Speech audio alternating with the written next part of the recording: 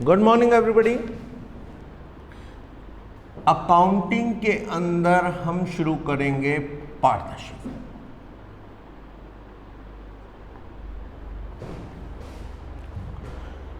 Partnership जो आपने plus 2 में कवर की वही पार्टनरशिप यहां रिपीट कर रहे हैं। इसके अंदर चैप्टर करेंगे हम appropriation of profit, how to distribute profit among partner. ये इंट्रोडक्शन के चैप्टर के अंदर ही है, इंट्रोडक्शन ऑफ पार्टनरशिप के अंदर। फिर admission of partner, retirement of partner,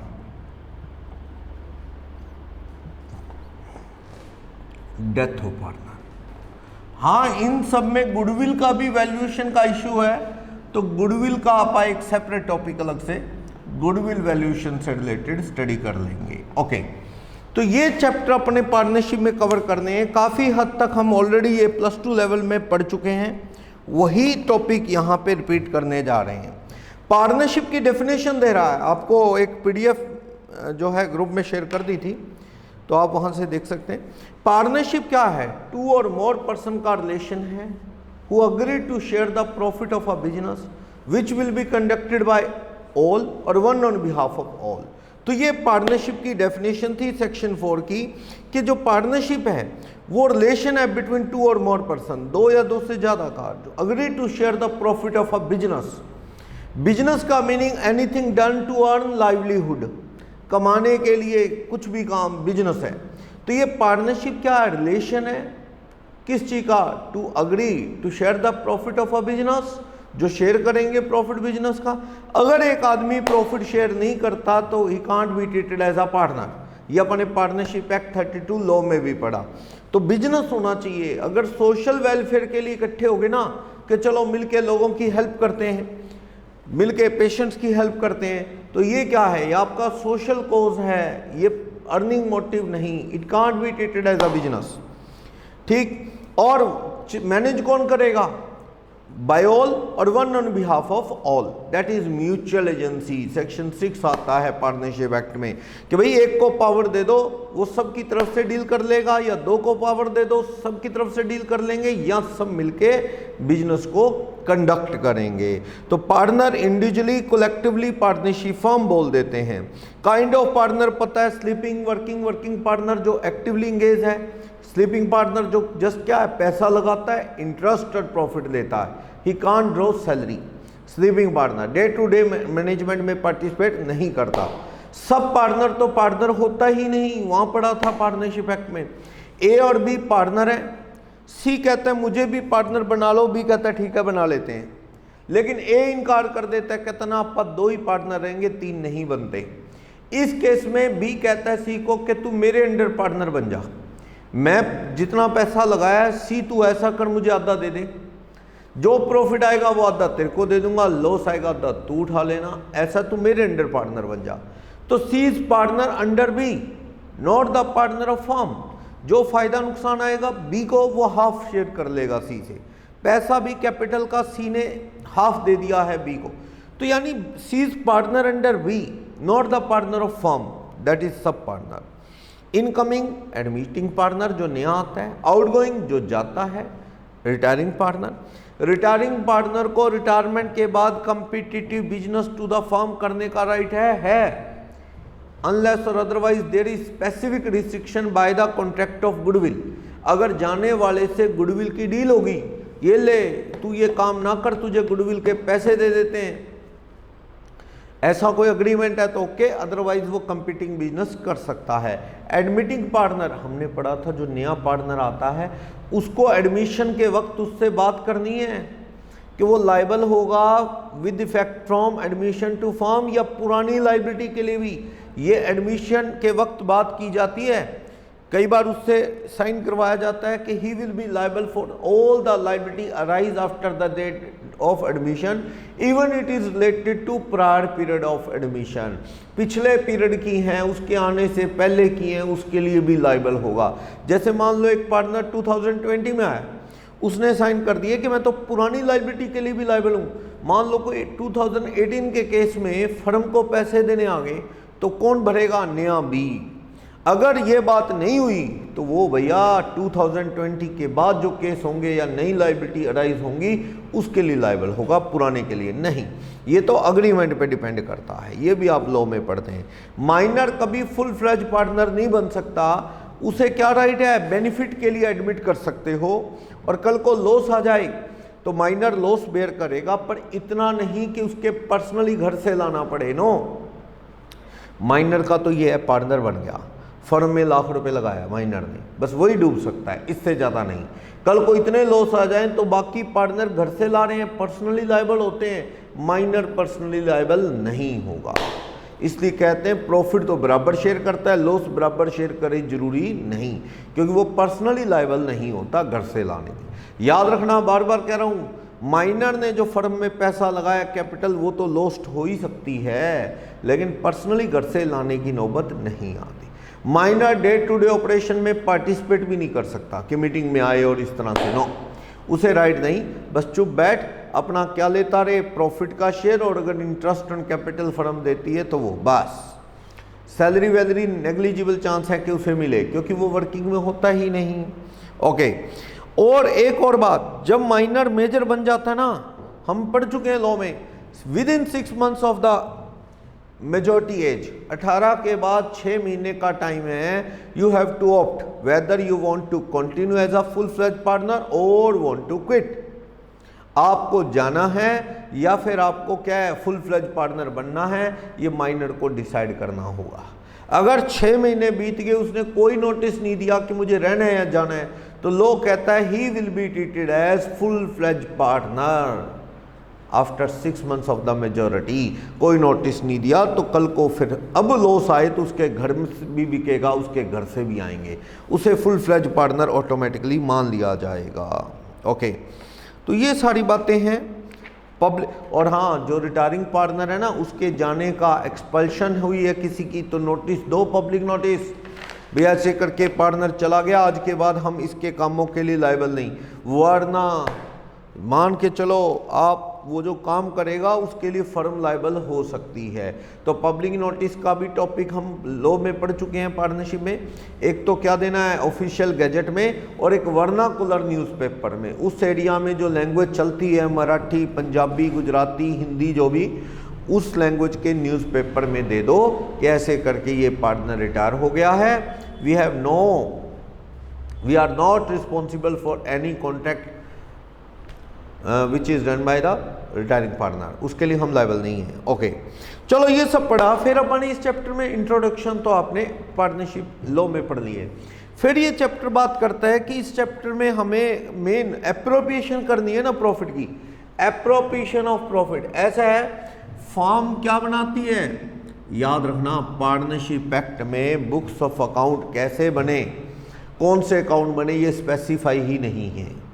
company act में तो एक सेक्शन है 129 कंपनी एक्ट में, जो कहता है फाइनेंशियल स्टेटमेंट में ये बनाओ, cash flow, P&L, balance sheet, notes to account, लेकिन पार्टनरशिप एक्ट स्पेसिफाई नहीं करता कि which type of books are to be prepared by the partnership. वो तो मार्केट के ट्रेंड के अकॉर्डिंग लोग बना रहे हैं, सफिशिएंट बुक्स वो होनी चाहिए बस।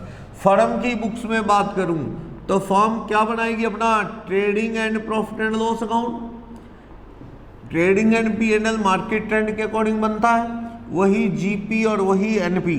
मान लो नेट प्रॉफिट 4 लाख आ गया फर्म का, P&L में तो आउटसाइड एक्सपेंसेस हैं, जैसे कि स्टाफ की सैलरी है, यहाँ कोई इंटरेस्ट ऑन लोन चाहे पार्टनर का हो, इंटरेस्ट ऑन लोन सारे, चाहे पार्टनर का हो चाहे आउटसाइडर का हो, डेप्रिसिएशन और प्रिंटिंग स्टेशनरी, बिजली पानी के बिल, असेट्स बेचने का लॉस, प्रॉफिट, ये सब एज यूजुअल बनेगा P&L। प्रॉब्लम तो अब आती है कि इस प्रॉफिट को पार्टनर बांटे कैसे, तो क्या बनेगा, appropriation account, profit and loss appropriation. ये जो नेट प्रॉफिट है ब्रॉट डाउन हो जाएगा 4 लाख। अगर इसमें कोई एरर है, मैं कह रहा हूं पार्टनर का इंटरेस्ट ऑन लोन रह गया है लेस करना, कर लो, यही ब्रैकेट में कम कर दो, 4 lakh less interest on loan. मुझे कह रहा है रेंट पेमेंट है आउटस्टैंडिंग, वो रह गया है, येट टू बी डिडक्टेड काट लो, नेट प्रॉफिट ठीक कर लो, पहले अगर कुछ एरर है तो वो सही प्रॉफिट यहां ले आओ। अब ये प्रॉफिट का क्या करना है, पार्टनर को डिस्ट्रीब्यूट करने हैं, कैसे एप्रोप्रिएट करने हैं ये अपने को पढ़ना होगा। तो हमें पार्टनर को क्या देनी होगी, सैलरी बोनस कमीशन जो भी है पार्टनर को देना होगा। इंटरेस्ट ऑन कैपिटल भी हो सकता है, अगर इंटरेस्ट ऑन ड्राइंग हुआ तो ये पार्टनरशिप में प्रॉफिट में ऐड हो जाएगा। इंटरेस्ट ऑन कैपिटल तो एक एक्सपेंस की तरह लेस, पार्टनर का सैलरी बोनस कमीशन हो तो लेस, फिर जो बचेंगे वो क्या बचेंगे, डिविजिबल प्रॉफिट, जो पार्टनर के बीच में मान लो ए बी सी 3 पार्टनर हैं, तीनों में बांट दिए जाएंगे इस तरह से। समझे। Profit and loss appropriation account में नेट प्रॉफिट शिफ्ट हो जाएगा ये वाला। इंटरेस्ट ऑन ड्राइंग अगर कोई है पार्टनर से लेना है, सैलरी बोनस कमीशन देना है पार्टनर को, इंटरेस्ट ऑन कैपिटल देना है पार्टनर को। इंटरेस्ट ऑन लोन नहीं, रेंट नहीं, किसी पार्टनर की बिल्डिंग पार्टनरशिप ने किराए पे ले ली तो वो रेंट कहाँ जाना अच्छा है, रेंट टू पार्टनर यहाँ जाए तो अच्छा है। Interest on loan to partner यहाँ जाए, क्योंकि ये एक तरह से एक्सपेंडिचर की तरह ट्रीट होता है, it can't be treated as appropriation of profit. ये तो कंपल्सरी पेमेंट है, देना ही पड़ेगा, even in case of loss also ये तो देना ही है। इंटरेस्ट ऑन लोन का तो आपको पता है जितना डीड में लिखा है वो, अगर डीड में नहीं लिखा तो 6% पर annum देना ही पड़ता है ये। तो इनको P&L में क्लासिफाई किया जाए, it must be treated as charge against profit. इसको इन सब चीज़ों को नाम क्या देते हैं, ये सब इन सब चीज़ों को नाम देते हैं charge against profit, charge against profit, यानी P&L की आइटम मानते हैं। जबकि ये सब क्या है, एप्रोप्रिएशन ऑफ प्रॉफिट, प्रॉफिट को क्या कर रहे हैं अपन, शेयर कर रहे हैं, that is appropriation of profit. तो आप एक और बात, कभी जर्नल ध्यान में आए, कोई पूछता है सर पार्टनर की सैलरी की क्या जर्नल है, मान लो ए की सैलरी है, एज सैलरी, कोई बी की सैलरी है, टू बैंक दे दो तो बस कैपिटल में नहीं जाएगा। मान लो 10 और 20 30,000 रुपए की सैलरी है पार्टनर ए की पार्टनर बी की, अगर आप उनको कैश दे दोगे ए और बी को 10 और 20, तो यहां पे 2 बैंक हो जाएगा, कैपिटल में जुड़ेगा ना, एक पेमेंट दें फिर आप कैपिटल में भी जोड़े नहीं, आप इसे क्या कर दें, 2 एज कैपिटल अकाउंट में ले जाओ 10, टू बीज कैपिटल अकाउंट में ले जाओ कितना 20, आप सीधा पार्टनर कैपिटल में ले जाओ, अलग अलग भी कर सकते हो। फॉर्म के लिए एक एक्सपेंस हो गया एक तरह से अगेंस्ट जो डिविजिबल प्रॉफिट है, और ये डेबिट हो गया, अगेन ये P&L वो कैपिटल अकाउंट में ऐड हो गया। तो अभी कैश नहीं मिला तो क्या हुआ, इनको फ्यूचर में मिल जाएगा ना, ये कैपिटल में क्या हो गया, ऐड हो गया, कैपिटल में ऐड। अगर इनको अभी का भी कैश दे देते तो सीधा 2 बैंक कर देते, फिर ना कैपिटल में जोड़ना। कई बार स्टूडेंट को हैबिट बनी होती है कि सीधा कैपिटल में ही ऐड करता है, पर देख नहीं रहा, क्वेश्चन कहता है इमीडिएटली पेड, इनको इमीडिएटली दे दिया है तो सीधा 2 बैंक करो, कैपिटल में नहीं जोड़ना। 2 बातें थोड़ी होंगी, एक तो कैश भी दे दें फिर कहें तेरी कैपिटल में भी ऐड कर देते हैं ना। नेक्स्ट एंट्री यही है, P&L appropriation account, debit to A's salary और टू बीज सैलरी। ये जो 30 है 10 और 20 एप्रोप्रिएशन में चले। सेम एंट्री है इंटरेस्ट ऑन कैपिटल की, interest on capital just like एक एक्सपेंस है, interest on capital debit to A's capital to B's capital, ठीक है ना। ऐसी आप P&L to interest on capital कर देंगे, तो आप इसको भी ऐसे कर सकते हो, जरूरी नहीं 2 नाम दो, लो आप इसे सैलरी लिख के 30 पार्टनर की salary, salary debit to A's capital to B's capital, understood है 10 इसके 20 इसके 30, और ये सैलरी कहाँ चली जाएगी, फिर एक ही नाम आ जाएगा, टोटल 30, इसमें कोई दिक्कत थोड़ी है।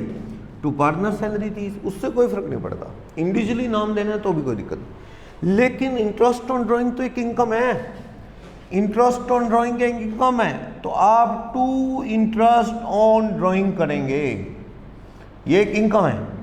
मान लो 5 का इंटरेस्ट ऑन ड्राइंग है पार्टनर ए से, तो ये एक इनकम है, क्रेडिट होगी, यह डिविजिबल प्रॉफिट को बढ़ा देगा इंटरेस्ट ऑन ड्राइंग।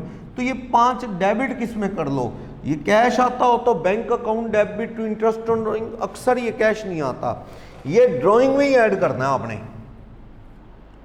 ड्राइंग में जोड़ दो। जो ड्राइंग है ना, मान लो पार्टनर ए की ड्राइंग है 50 जिस पे इंटरेस्ट लगा है 5, तो ड्राइंग ही 50 प्लस 5 बढ़ के क्या हो जाएगी 55 हो जाएगी ड्राइंग। ओके, और ड्राइंग कहां से कटती है, कैपिटल में से, वो आपको पता है। तो सही एंट्री तो है drawing account debit to interest on drawing. Next, interest on drawing debit to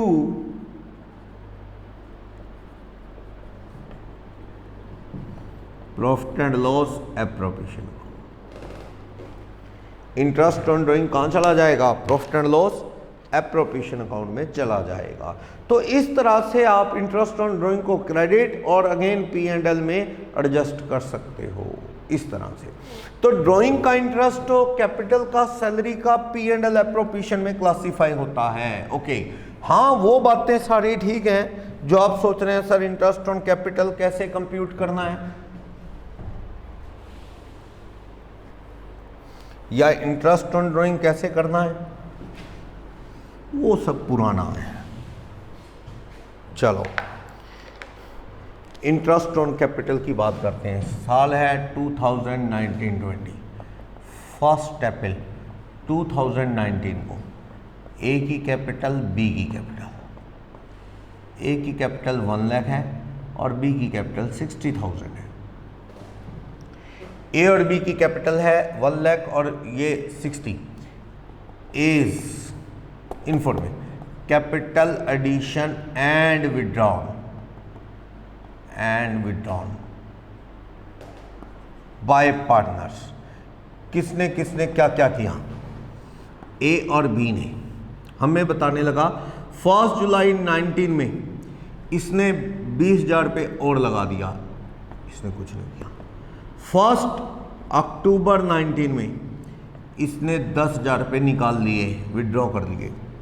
फिर कह रहा है कि 1 दिसंबर 19 में इसने भी निकाल ले, कुछ भी मान लो 30,000 रुपये निकाल लिए। 1 मार्च 20 में इसने 20,000 लगा दिए। ये क्वेश्चन है अपना, इन्होंने क्या एडिशन किया, क्या इन्होंने विड्रॉ किया। हमें कह रहा है इंटरेस्ट ऑन कैपिटल जो है वो 12% पर एनम की रेट से लगना है, तो इंटरेस्ट ऑन कैपिटल लगा दो। इंटरेस्ट ऑन कैपिटल 2 तरह से लग सकता है, एक तो इफेक्टिव कैपिटल वाले मेथड से। इफेक्टिव कैपिटल का काफ़ी यूज़ होता है, कई बार प्रॉफिट को भी क्या देता है, इफेक्टिव कैपिटल की रेशियो में बांटो। क्या है इफेक्टिव कैपिटल, देख लेते हैं कौन सी कैपिटल कितनी देर चली। इफेक्टिव कैपिटल का क्या कंसेप्ट है, चेक करो। ए के लिए बात करो, ए के लिए 1 अप्रैल 19 में कितनी कैपिटल थी इसकी, 1 लाख, ए की 1 लाख थी। उसके बाद 1 जुलाई 19 को कैपिटल कितनी होगी, 20 और लगा दिए तो 120 होगी ना इसकी कैपिटल, 20 लगा दिए। फिर करो 1 दिसंबर 19 को क्या हुआ, इसने तो लाख थे 20 और लगा दिए, इसने 30 निकाल लिए तो कितने रह गए 90, तो एक 20 में 30 निकाल लिए तो कितने रह गए 90,000 रह गए। ओके, तो ये लाख रुपए, ये एक 20 और ये 90। ओके, अब आप देखो ड्यू मंथ्स देखो कितने हैं ड्यू मंथ्स, ये पैसा कितनी देर चला, हमारा ईयर कौन सा है 1920, देखना ये कितने मंथ है 3 मंथ्स, ये 3 महीने चला।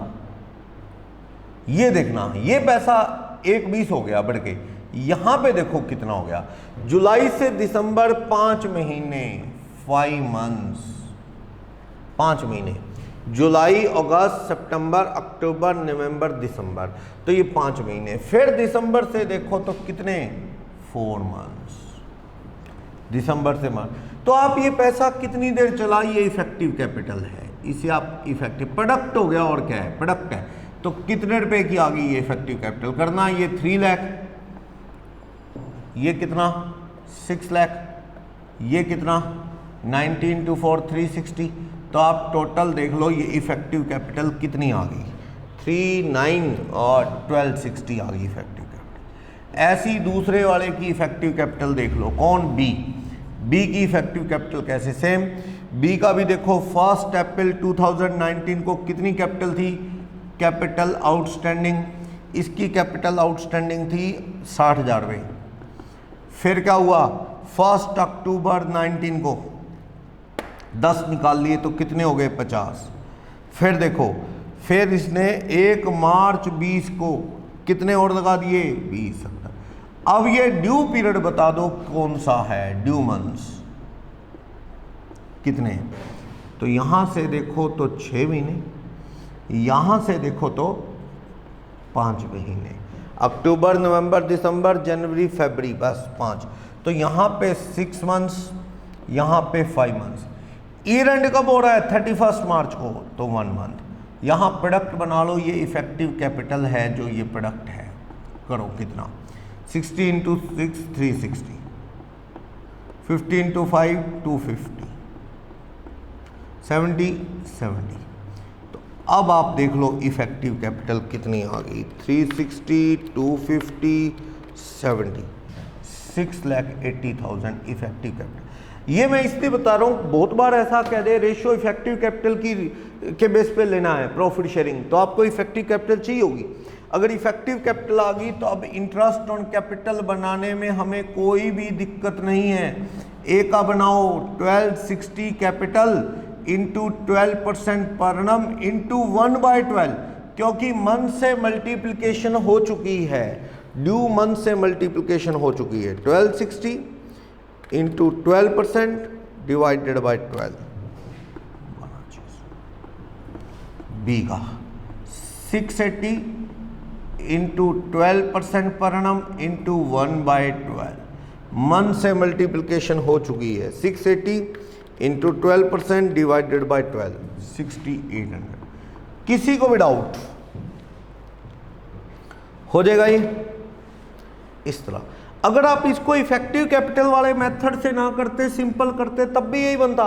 एक स्टूडेंट सिंपल कर रहा है, 1 लाख पे लगा रहा है 3 महीने का इंटरेस्ट, फिर 20 और लग गए, 1 20 पे लगा रहा है 5 महीने का इंटरेस्ट, फिर 1 मार्च से दिसंबर तक लगा रहा है 4 महीने का इंटरेस्ट।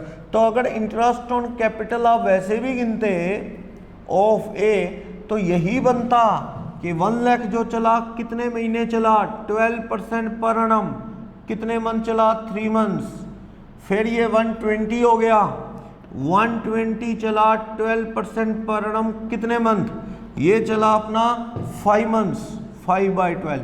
फिर अपन ने 30,000 रुपये निकाल लिए, 90 रह गया, 90 करो 12% पर annum कितने मंथ चला, ये चला 4 मंथ्स। तो आप देखोगे यहाँ पे इंटरेस्ट ऑन कैपिटल सेम आना चाहिए, 12,000 इंटू 3/12, ये 3,000 आ गया, 120 इंटू 12% इंटू 5/12, ये 6,000 आ जाएगा, 90,000 इंटू 12% पर annum इंटू 4/12, ये 3,600 आ जाएगा। तो आप इसे देखोगे तो ये आ जाएगा 12,600। देखो आप, वही 12,600 है जो वहाँ आया है, 12,600 समझ आया। यानी कि इंटरेस्ट ऑन कैपिटल तो कंप्यूट हम करते ही रहते हैं, वो तो हो ही जाएगा।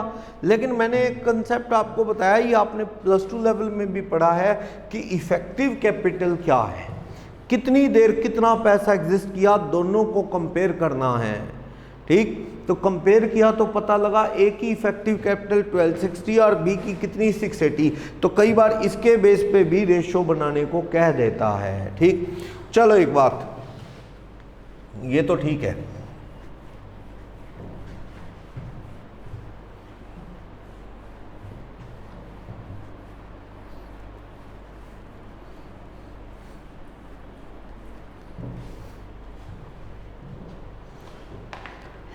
एक केस देखना, नेट प्रॉफिट फर्म के 30,000 है, जो कैपिटल है पार्टनर की, ए की, बी की,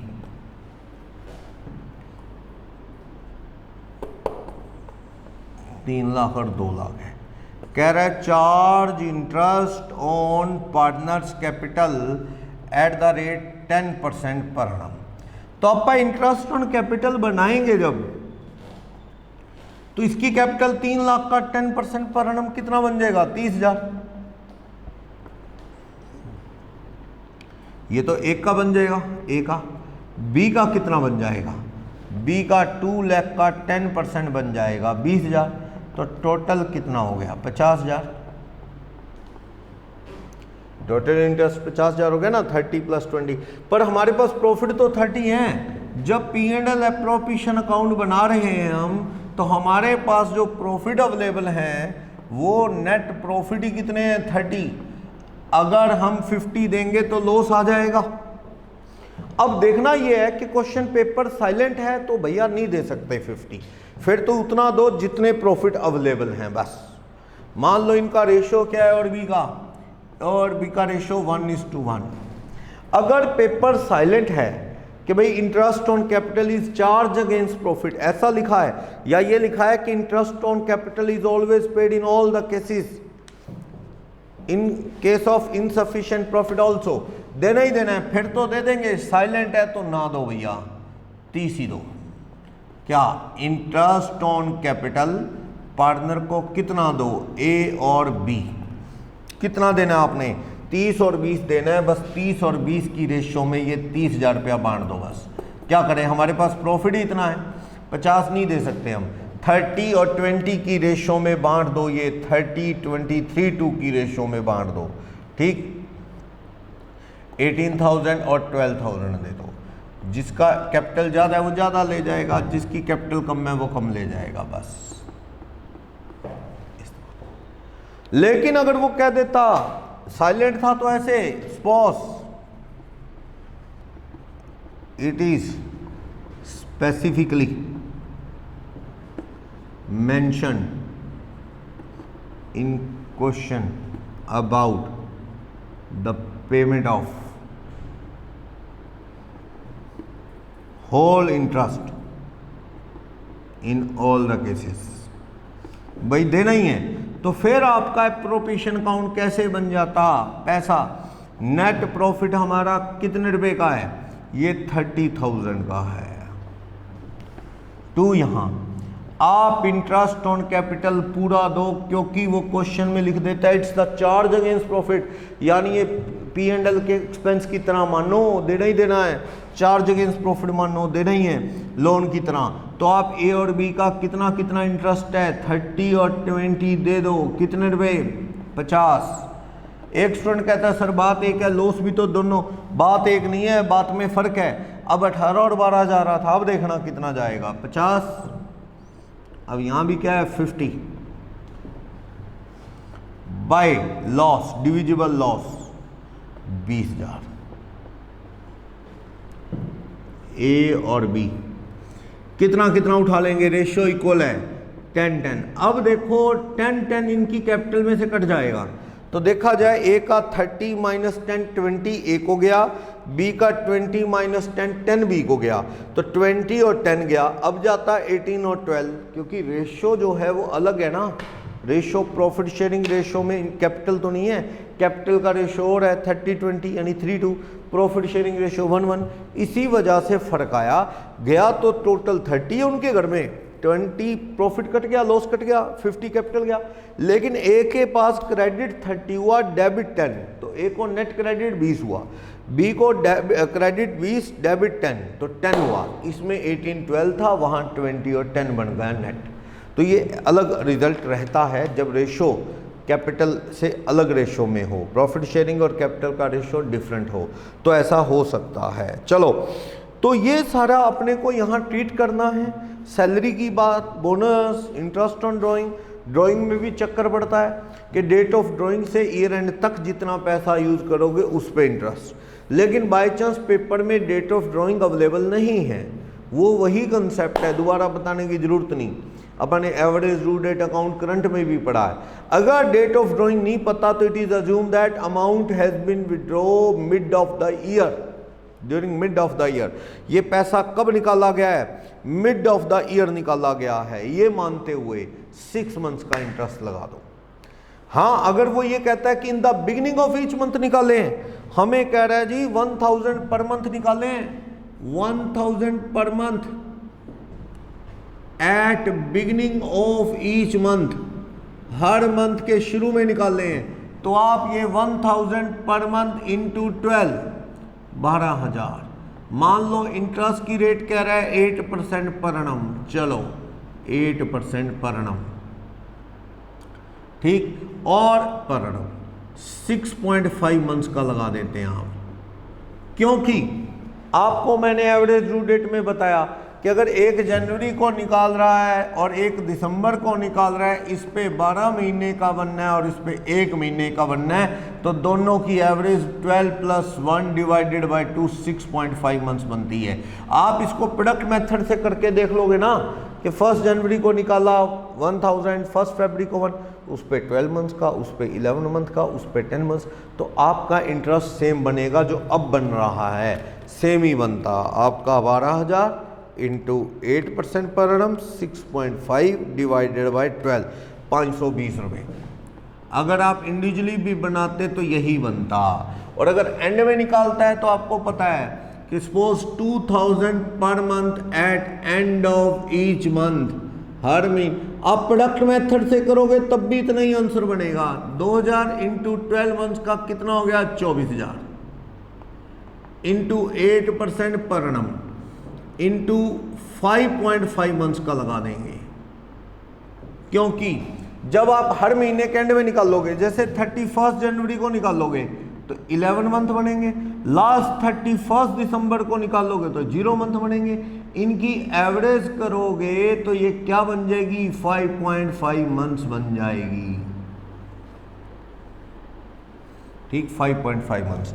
तो आप करोगे 24,000 का 8% इंटू 5.5 डिवाइडेड बाय 12, 880 रुपये। समझ आया? आप इस तरह से इसे कर सकते हैं। ये 520 था, ये 880 हो गया, यानी ये तो आपने बहुत अच्छे से किया है। ये तो एवरेज ड्यू डेट में मैंने आपको बताया था ये 5.5 और 6.5 क्यों बना, हर महीने के शुरू में निकाल लेंगे, तो इसका मतलब आप 12,000 पे इकट्ठे निकाल लो। 15 जून को एक ही बात है, 1 जनवरी 1 फरवरी ऐसे निकाल रहे हो, इसकी बजाय वो डेट बताओ कि 12,000 इकट्ठा निकाल लें।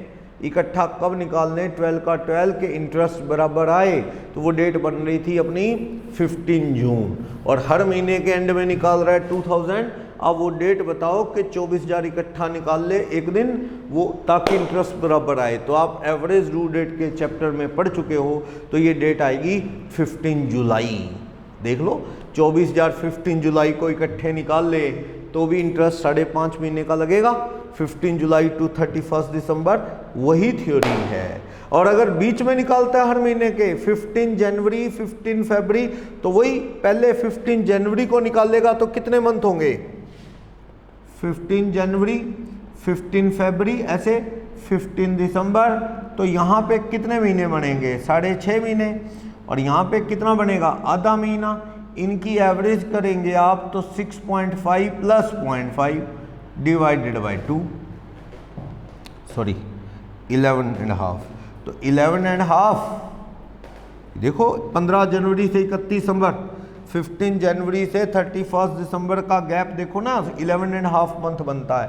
तो आप 11.5 मंथ और 0.5 मंथ दिसंबर मिड में निकालोगे तो आधा महीना, तो एवरेज बनेगी 6 मंथ, 6 महीने का इंटरेस्ट लगा दो टोटल पे। ये पॉइंट वही पुराने हैं। अगर वो ऐसा नहीं है, याद रखना ये शॉर्टकट तब चलेगा जब उसने सेम अमाउंट हर महीने निकाला हो फिक्स डेट को, या तो ऐसे हो हर महीने 1 जनवरी 1 फरवरी 1 मार्च 1 अप्रैल सेम अमाउंट निकालता है, अमाउंट अलग हो गया ना, फेल, ये थ्योरी फेल हो जाएगी। कभी उसने 1 जनवरी को निकाल लिया 10,000, 1 फरवरी को निकाल लिया 5,000, 1 मार्च को निकाल लिया 4,000, 1 अप्रैल को 4, मई को 4, जून को 4, जुलाई में फिर 3,000।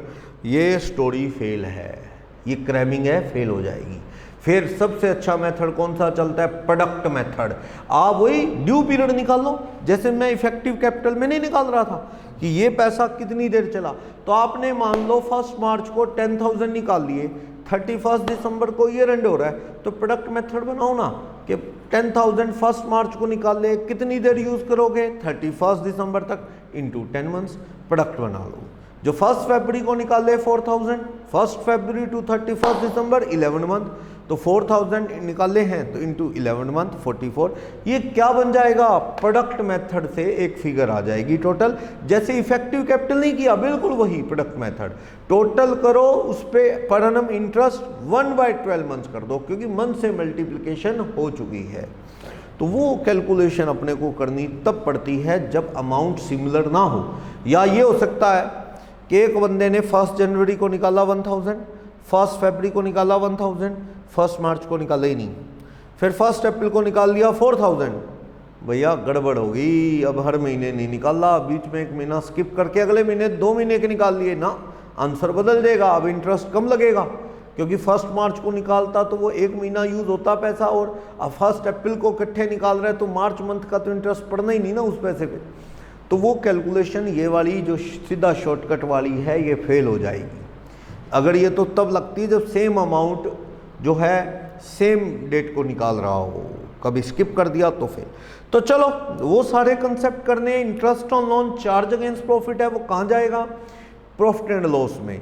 तो बता रहा है डीड में जो रूल है, डीड क्या होता है, पार्टनरशिप एक्ट बता रहा था, लॉ में पढ़ा था, पार्टनरशिप ओरल अग्रीमेंट से भी हो जाती है, there is no need to prepare partnership deed. पर कल को डिस्प्यूट हो जाए तो पेपर पे लिखा हुआ डीड हो तो अच्छा है। पार्टनरशिप डीड क्या है, स्टैम्प पेपर पे लिखा हुआ म्यूचुअल अग्रीमेंट है, दोनों पार्टनर के साइन, टिकट लगी होती है उस पेपर पे, जो एफिडेविट लिखने वाला पेपर होता है ना, उसके ऊपर डीड, हर डॉक्यूमेंट के हिसाब से फीस होती है। तो पार्टनरशिप डीड लिखोगे तो उसकी फीस लगाओ, डीड पेपर पे राइट डाउन कर लो। तो वो स्टैम्प पेपर पे लिखा होता है, हर स्टेट के अंदर रूल जो है स्टैम्प ड्यूटी का, उस हिसाब से स्टैम्प ड्यूटी लगती है। देखो ये अलग अलग स्टेट का रूल है, प्रॉपर्टी खरीदते हो तो स्टैम्प ड्यूटी 5% वैल्यू का के 7, रेंट के अग्रीमेंट में क्या है, पार्टनरशिप डीड के अग्रीमेंट में क्या है, तो हर अग्रीमेंट के अकॉर्डिंग वो स्टैम्प ड्यूटी होती है, वो पे करनी पड़ती है आपको, उस पेपर पे लिखा जाता है। चलो लीगल पेपर पे तो वो डीड है, कल को डिस्प्यूट हुआ तो इसके अकॉर्डिंग मैटर को क्या कर लेंगे, रिजॉल्व कर लेंगे। तो डीड में अक्सर क्या होता है, पार्टनरशिप का नेम, पार्टनर का नेम, पार्टनर का एड्रेस, फर्म का एड्रेस, पार्टनर पर्सनल लाइफ में कोई और काम धंधा भी करते हैं क्या, उनका ऑक्यूपेशन वगैरह हो गया, ठीक। बाकी आपस में रूल क्या, इंटरेस्ट ऑन कैपिटल देना है तो कितना देना है, इंटरेस्ट ऑन ड्राइंग का क्या कंसेप्ट है, इंटरेस्ट ऑन लोन का क्या कंसेप्ट है, सैलरी देनी है कि नहीं देनी, इन केस पार्टनरशिप में प्रॉफिट इनसफिशिएंट हो तो इंटरेस्ट ऑन कैपिटल देना है कि नहीं, सैलरी देनी है कि नहीं, वरना उतनी ही दे दो जितने प्रॉफिट अवेलेबल है, क्योंकि प्रॉफिट बांटने का कंसेप्ट है प्रोविजन, और आप लॉस निकाल ले बैठे हो तो थोड़ा सही नहीं लगता। इसका मतलब तो ये हो जाएगा कि प्रॉफिट कमाए 40 और बांट लिए 50, हाउ इज इट पॉसिबल, भाई आपने कमाए 40 बांट 50 कैसे लिए, थोड़ा इलॉजिकल तो है। इसलिए साइलेंट हो तो बस उतना बांटो, ये बड़ा फंडा, जितना प्रॉफिट अवेलेबल है। और अगर फर्म डिसॉल्व हुई तो क्या गार्नर मरे का रूल लगेगा कि नहीं, गार्नर मरे वो पार्टनरशिप लॉ में भी पड़ा, ये बताता है कि इंसॉल्वेंट का loss other solvent partner capital ratio में उठाएंगे। Suppose ABC are partner, firm is going to be dissolve और पैसे इतनी शॉर्टेज होगी, लॉस आ गए फर्म में कि फर्म के तीनों पार्टनर को घर से लाने हैं, लेकिन कोई लेके जा रहा है कोई ला रहा है। C का बैलेंस डेबिट है but he is unable to bring the amount of debit balance in cash, C insolvent है, उसका लॉस कौन उठाएंगे, सॉल्वेंट पार्टनर बेयर करेंगे वो लॉस। वो बताता है गार्नर मरे का रूल लगना है कि नहीं लगना, नहीं लगना तो इंडियन थ्योरी लगती है, ठीक है। चलो गुडविल का कैसे होगा, रिटायरमेंट पे क्या हिसाब होगा, पार्टनर की डेथ होगी तो फर्म डिसॉल्व होगी या फिर उसके फैमिली मेंबर को पार्टनर मान लिया जाएगा, वो सारी बातें इसमें लिख लो ताकि कल को डिस्प्यूट ना हो। एडमिशन का के रिगार्डिंग रूल बनाना है वो बना लो, नेचर ऑफ बिजनेस तो लिखा ही होता है, ठीक है। वो सारी बातें इसके अंदर कोट कर लो ताकि फ्यूचर में कोई डिस्प्यूट अराइज हो तो इसके अकॉर्डिंग सेटल हो जाए। क्लियर। तो फिर कहता है अगर डीड में रूल साइलेंट है तो सैलरी देनी नहीं, बोनस कमीशन देना नहीं पार्टनर को। If there is no specific provision regarding salary bonus commission in the deed, तो no salary commission bonus is to be given to any partner, no interest on capital is to be given to partner, no interest on drawing is charged from the partner, ना interest on capital देना, ना interest on drawing लेना। हाँ, अगर paper में लिखा है interest on capital देना है डीड में तो दो उसके अकॉर्डिंग, ड्राइंग पे नहीं लिखा तो रहने दो, ये चीज़ है, वो तो देखना पड़ेगा क्या रूल है। और लोन पे इंटरेस्ट का रूल, अगर डीड में लिखा है 12% देना है तो 12 दो, अगर इंटरेस्ट ऑन लोन को लेके डीड साइलेंट है पार्टनरशिप डीड तो 6% पर एनम की रेट से इंटरेस्ट ऑन लोन दिया जाएगा। ओके, प्रॉफिट इक्वल बांटेंगे, रेशो लिखा है डीड में तो वेल, नहीं लिखा तो प्रॉफिट शेयरिंग रेशो क्या रहेगा, इक्वल रहेगा। नीचे एप्रोप्रिएशन का फॉर्मेट बना के दिखा रहा है, ये इंटरेस्ट ऑन लोन ना ओमिटेड कर दिया है, ये फॉर्मेट बना है, इसमें क्या लिख दिया, ओमिटेड, यानी ये इंटरेस्ट ऑन लोन कहाँ शिफ्ट हो जाएगा, ये प्रॉफिट एंड लॉस में, तो यहां लाने की जरूरत नहीं, प्रॉफिट एंड लॉस में जाएगा, ओमिटेड है। फिक्स कैपिटल, फ्लक्चुएटिंग कैपिटल, ये क्या है, फिक्स कैपिटल हो तो कौन सा अकाउंट बनता है, पार्टनर का कैपिटल और करंट अकाउंट। ये क्या चक्कर है, कैपिटल फिक्स और फ्लक्चुएटिंग क्या इशू है, क्यों बनाते हैं ये, कौन बताएगा। फ्लक्चुएटिंग हो तो एक ही अकाउंट बनता है, फिक्स हो तो दो अकाउंट बनते हैं, ऐसा क्यों करते हैं हम, वाई, व्हेन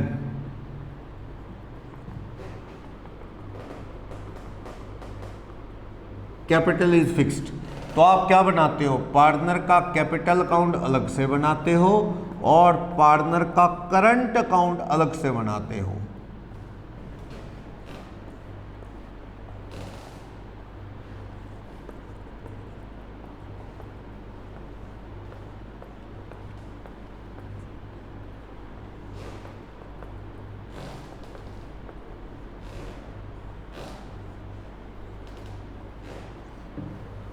आपको पार्टनर का करंट अकाउंट और पार्टनर का कैपिटल अकाउंट अलग से बनाना, ये दो अकाउंट जो आपने बनाने।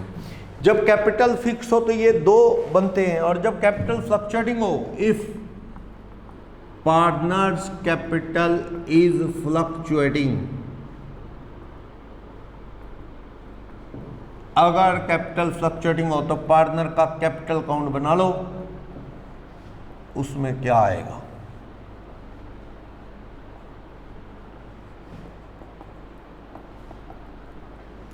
इसी में पार्टनर की कैपिटल, इसी में ही इंटरेस्ट ऑन कैपिटल, पार्टनर का कोई सैलरी बोनस कमीशन है वो, कोई और कैपिटल लगाई है इन्होंने वो,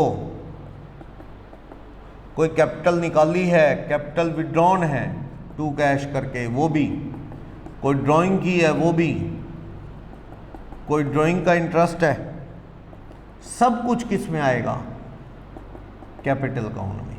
profit and loss appropriation account का प्रॉफिट एंड लॉस भी तो कैपिटल का बैलेंस आ जाएगा। और जबकि यहां पार्टनर का कैपिटल और करंट बनेगा तो कैपिटल अकाउंट में ओनली कैपिटल का फिगर आएगा, बाकी चीजें अलग से। क्या होता है कि आपने यहां पे कैपिटल का फिगर डाला कि 4 लाख इसकी है और 6 लाख इसकी, इन्होंने कोई कैपिटल एडिशन की है, बताएगा एडिशन कैपिटल इसने की है लाख रुपए निकाली है तो टू कैश विड्रॉन है, ये स्पेशल बोलेगा कैपिटल विड्रॉन, इसने 2 लाख निकाल लिए तो कैपिटल 5 लाख, ये 6 lakh, balance carry down 5 lakh और 4 लाख, ये अलग से पड़े रहेंगे बाय बैलेंस ब्रॉट डाउन। मान लो इसका पड़ा है 2,70,000, बी का क्या पड़ा है सपोज 2 बैलेंस ब्रॉट डाउन, 20,000 पे डेबिट भी हो सकता है करंट अकाउंट में, बाकी सारी चीजें इधर ही आनी है, इंटरेस्ट ऑन कैपिटल हो, चाहे पार्टनर की सैलरी बोनस कमीशन हो, चाहे P&L एप्रोप्रिएशन का बैलेंस प्रॉफिट हो, चाहे ड्राइंग हो, चाहे इंटरेस्ट ऑन ड्राइंग हो, balance to balance carried on. देखो आप फर्क समझ सकते हैं, पार्टनर का कैपिटल जब फ्लक्चुएटिंग है तो उसी में सब कुछ है, कैपिटल लगाई निकाल दी, और फिक्स है तो क्या, कैपिटल अकाउंट अलग और करंट अकाउंट अलग। ऐसा है आज से 4 साल बाद अगर आपसे कोई पूछे कि भैया तूने ओरिजिनली पैसा कितना लगाया तुम्हारी कैपिटल का, तो ये बताना इसमें पॉसिबल नहीं है, क्योंकि इसमें कैपिटल और एप्रोप्रिएशन की आइटम सब क्लब हो जाती हैं, ड्राइंग भी और कैपिटल विड्रॉन भी बीच में ही क्लब, तो आइडेंटिटी ये नहीं रह पाती कि कितना पैसा कैपिटल का है, बाकी चेंजेस तो एप्रोप्रिएशन या प्रॉफिट्स की वजह से है। इसमें वो आइडेंटिटी अलग से बनी रहती है। इसके अंदर क्या होता है आप देखो, इसके अंदर तो वाईडी बिल्कुल क्लियर है कि भैया कैपिटल का ओरिजिनल अमाउंट 5 लाख 4 लाख है, बाकी चीजें तो डेबिट क्रेडिट किसकी हैं, एप्रोप्रिएशन की। आइडेंटिटी ऑफ ओरिजिनल कैपिटल बनी रहती है। कोई आपको कहे कि तुमने कितना लगाया था तो आप 1 मिनट लगाओगे बता दोगे भी मेरा कैपिटल का ये है, बाकी एप्रोप्रिएशन का है, डेबिट या क्रेडिट। और कई बार ना कुछ कंफ्यूज है, ड्रॉइंग और कैपिटल विड्रॉन पता कैसे लगेगा, सुन लो। ड्रॉइंग तो डे टू डे यूज के लिए होता है। अब पार्टनर है, घर खर्च कैसे चलाएंगे, आप पार्टनर हो, घर खर्च चलाना है, कल को कैसे चलाओगे अगर घर में पैसे नहीं लेके जाओगे। तो जो पैसा विड्रॉ होता है वो रेगुलर होता है, ड्रॉइंग वाला हर महीने या 2 महीने बाद या क्वार्टरली निकाल लेंगे, सारे निकालें, घर खर्च चलाना है, house hold expense.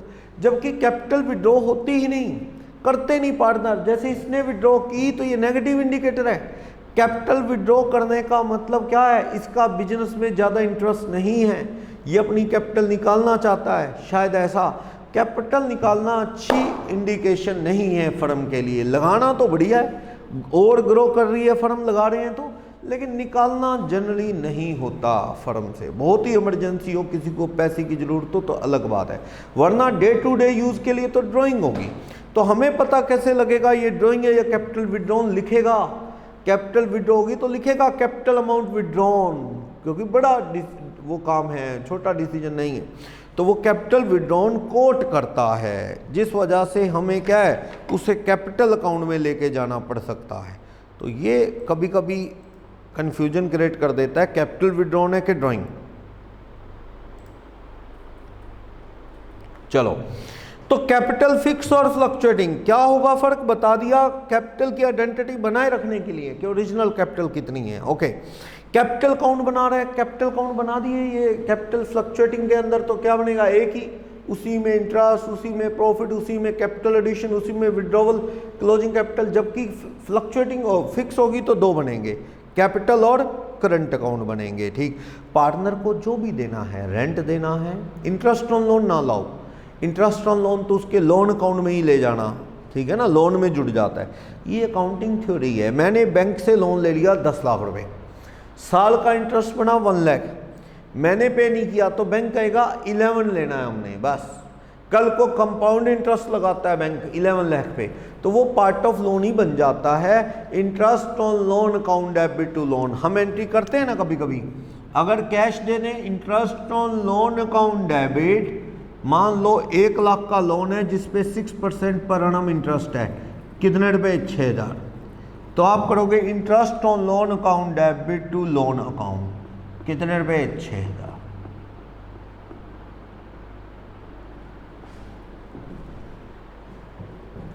Interest on loan account debit to loan 6000, clear. Loan में जुड़ जाएगा ये 6000 रुपये, लोन में ही ऐड हो जाएगा, क्लियर। तो ऐसा करते हैं। वैसे आउटस्टैंडिंग इंटरेस्ट ऑन लोन भी कर सकते हैं, पर प्रैक्टिस ये है क्योंकि लोन का असूल है, नहीं भरोगे तो वो कंपाउंड पे आ जाएगा, उसमें जुड़ जाएगा लोन में, अगली बार कंपाउंड इंटरेस्ट लगता है, इसलिए लोन में ही जोड़ दिया जाता है। तो लोन पार्टनर का लोन हो, उसका इंटरेस्ट इनमें ना लाओ, वो कहाँ जाने दो, लोन अकाउंट में ही। पार्टनर का लोन फर्म पे और बढ़ जाएगा।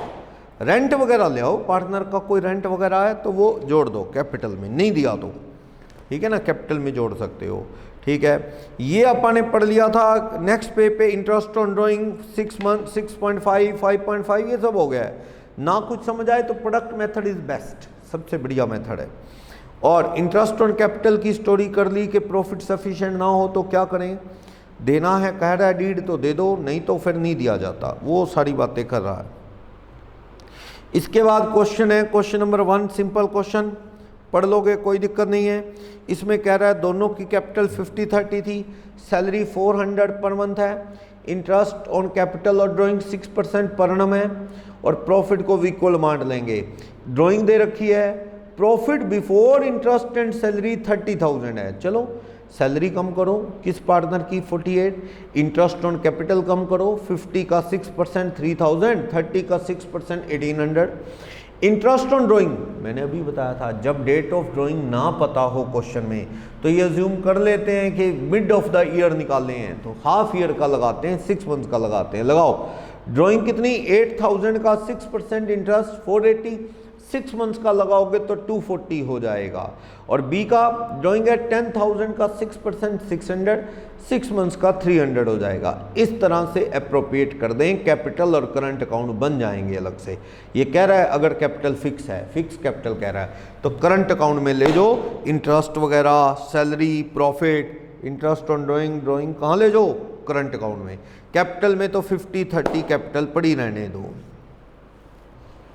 इस तरह से है। क्वेश्चन नंबर 2 देखना, पीडीएफ आपको फॉरवर्ड कर दी है तो उसमें से देख सकते हैं आप।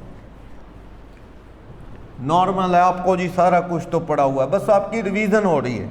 कहीं एक आधा पॉइंट पूरी पार्टनरशिप में एक्स्ट्रा आया, जॉइंट लाइफ पॉलिसी वगैरह का, मेमोरेंडम रिवैल्यूएशन वगैरह, या कुछ एक आधा टेक्निकल क्वेश्चन होता है प्रोपिशन, वो देखना है। बेसिक सारा वही है, कुछ एक्स्ट्रा नहीं है। चलो क्वेश्चन नंबर 2 देखना, पी क्यू का रेशियो क्या है, 5:3 है पी क्यू का रेशियो,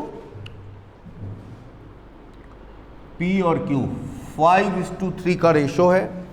हमें कह रहा है बैलेंस शीट दिसंबर 2002 की बनी हुई है। बैलेंस शीट कब की है, बैलेंस शीट जो गिवन है एज ऑन दिसंबर 2002, मतलब ये बैलेंस शीट दिसंबर की दे रखी है। हमें कह रहा है कैपिटल 90-60 और ड्राइंग 12 और 10। ड्राइंग कहां पड़ी है, असेट साइड में, it means yet to be deducted out of capital, capital में से काटी नहीं गई।